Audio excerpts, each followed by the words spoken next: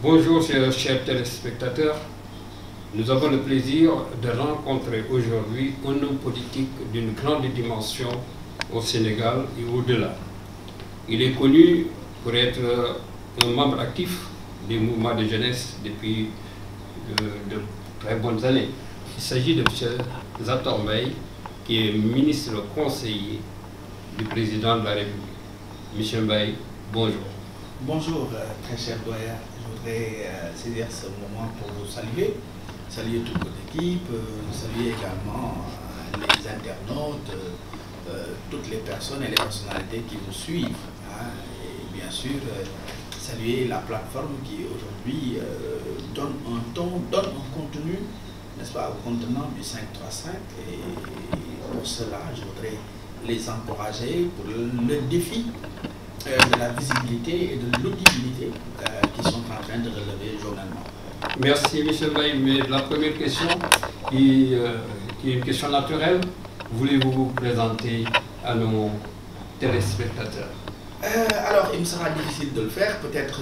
Racontez un peu de votre trajectoire. Alors, je me nomme Zator Mbaye à l'état civil, Pape Diallo, plus précisément dit Zator Mbaye. Donc, je suis aujourd'hui assis sur 44 années, voilà. Jeune de Dakar, je réside à la commune de Mermoz-Sacré-Cœur, avec un parcours très atypique parce que voilà, une fois après mes études, j'ai pu faire la politique, mais également le mouvement associatif, le Navetan, où j'ai pu occuper pas mal de responsabilités, bien sûr. Je n'ai pas non plus occulté les daïras, parce que j'ai été membre d'un daïra. C'est d'ailleurs à partir de ce daïra-là que je me suis retrouvé à l'Union, à l'URD, donc le renouveau démocratique du président Toubou. L'autorité. Mais je suis totalement en phase avec vous parce que certains disent que la vocation d'un parti c'est de gérer le pays. C'est peut-être certes vrai, mais la vocation première d'un parti c'est la formation des militants. Tout parti qui se sera dérogé de cette mission n'est plus un parti politique. Vraiment. Parce qu'aujourd'hui, pour gérer un pays, on n'a pas besoin d'avoir un parti politique. On n'a pas besoin. Il suffit d'être sénégalais, de jouir de ses droits civiques, d'avoir une caution et de se présenter, peut-être de passer le filtre du parrainage et de se présenter. Mais l'objectif d'un parti, c'est de former ses militants aux questions d'abord d'idéologie, aux questions, aux principes civiques, citoyens d'abord. En tout cas, nous, à l'AFP, on a tenu un forum sur le gaz et le pétrole présidé par le président Moussa Baye. C'était au Méridien président. Pendant toute une journée, plusieurs experts sont venus, ont défilé à la tribune, souvent même dans la langue nationale, pour expliquer les b.a.-ba de cette question de pétrole et de gaz. Et c'est cela qui est important. Donc moi je pense qu'il faudrait que les partis, tous les partis confondus, opposition comme majorité, puissent faire cet effort-là d'informer et de capaciter les jeunes qui sont donc l'avenir de notre nation. Les jeunes, l'avenir de notre nation. En ce moment, il y a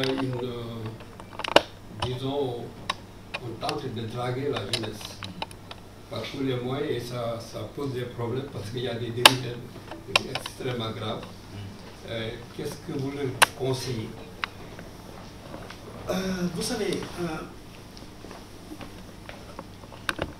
les jeunes peuvent éprouver beaucoup de difficultés.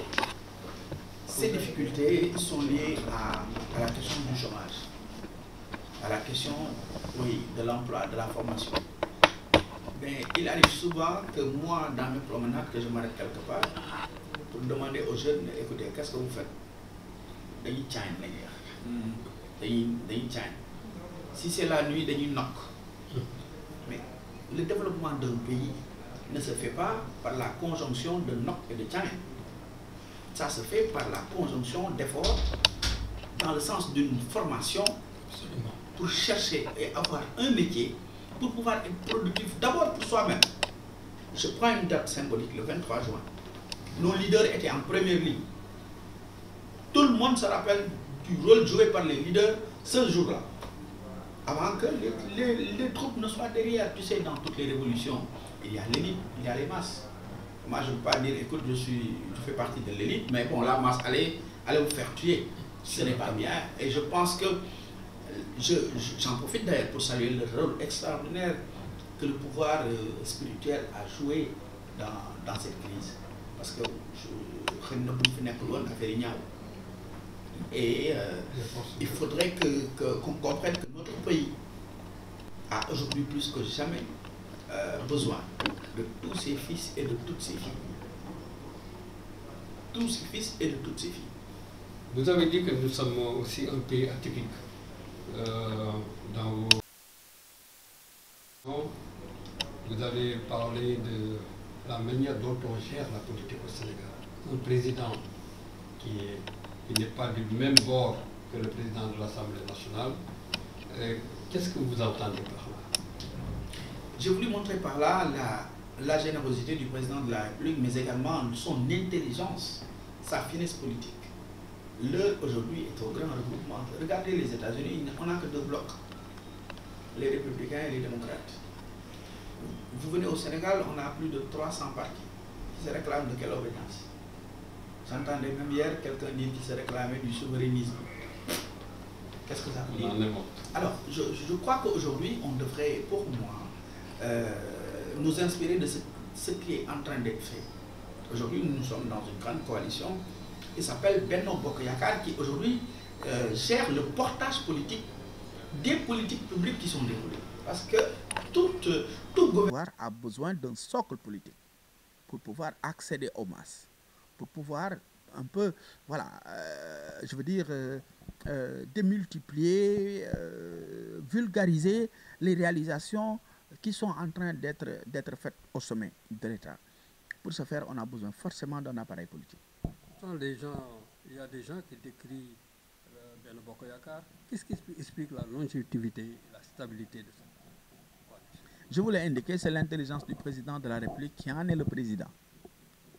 Je discutais avec quelqu'un qui me dit nit boy andak mom fété ko fo xamné mom mënu fa fété bopam. Il aurait pu dire écoutez, j'ai gagné, je gouverne seul. Personne ne pourrait rien lui dire, rien du tout. Parce qu'il a été élu et très bien élu. Il a choisi de prendre, au-delà de sa propre famille politique qui est son parti, d'autres personnalités, mais qui ne sont pas des manchots, et qui aujourd'hui pèsent sur la balance au prix de tous les sacrifices. Au prix de tous les sacrifices. Regardez ce qui s'est passé au Sénégal. Presque tous les partis ont connu des remous, parce que les leaders, à un moment, ont compris qu'il fallait donner une base, un centre de gravité extrêmement bas au président pour que le pays soit stable. L'enjeu, c'est la stabilité du pays. L'enjeu, ce n'est pas de dire que ces gens, c'est Paul, c'est Pierre qui va être candidat au président. Non. L'enjeu, c'est la stabilité.